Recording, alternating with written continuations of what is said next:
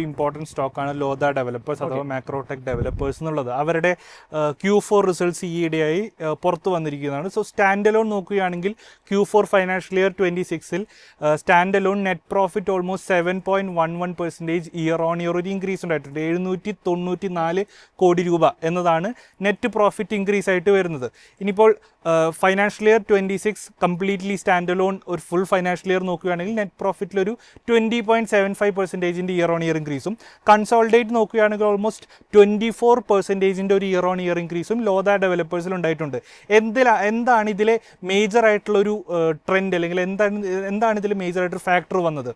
Quarterly pre sales Q4-ൽ റെക്കോർഡായിരുന്നു എന്നതാണ്. Almost 5890 കോടി രൂപയുടെ പ്രീ സെയിൽസ് ആണ് Q4-ൽ ഒരു റെക്കോർഡായിട്ട് ലോധ ഡെവലപ്പേഴ്സിന് വന്നത്. അല്ലാതെ തന്നെ ആനുവൽ പ്രീ സെയിൽസിലും ഒരു one of the best performance ആണ് ലോധ ഡെവലപ്പേഴ്സ് കാഴ്ചവെക്കുന്നത്. ഓൾമോസ്റ്റ് ഒരു 20,530 crore rupees. Almost year on year നോക്കുകയാണെങ്കിൽ 16% ഒരു ഗെയിൻ നമുക്ക് കാണാൻ സാധിക്കുന്നുണ്ട് ഈ ആനുവൽ പ്രീ സെയിൽസിൽ.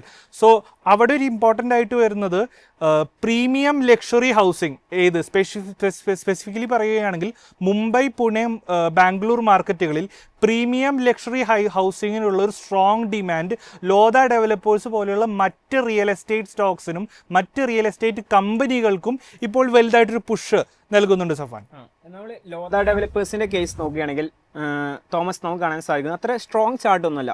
എക്സാക്റ്റ് പറയുകയാണെങ്കിൽ 1319, 1129 എന്ന ലെവൽസിലാണ് സപ്ലൈ കാണാൻ സാധിക്കുന്നുണ്ട്. എന്നാൽ നേരത്തെ നമ്മൾ റിയൽറ്റി ഇൻഡെക്സ് ഡിസ്കസ് ചെയ്ത പോലെ തന്നെ ബോട്ടം ലെവലിൽ ഒരു ബൈയിങ് ഇൻട്രസ്റ്റ്, അതായത് strong pocket pivot volume action ഈ ഒരു ഓഹരിയിലും കാണാൻ സാധിക്കുന്നുണ്ട്. ഓവർസോൾഡ് സോണിന് ശേഷം 6th April മുതൽ strong pocket pivot volume action കാണാൻ സാധിക്കുന്നുണ്ട്. ഈവൻ ഇന്നും 4.56% മുന്നേറ്റം, ഒരു സ്ട്രെങ്ത് ഉള്ള ക്യാൻഡിൽ ഫോർമേഷൻ തന്നെയാണ് കാണാൻ സാധിക്കുന്നത്.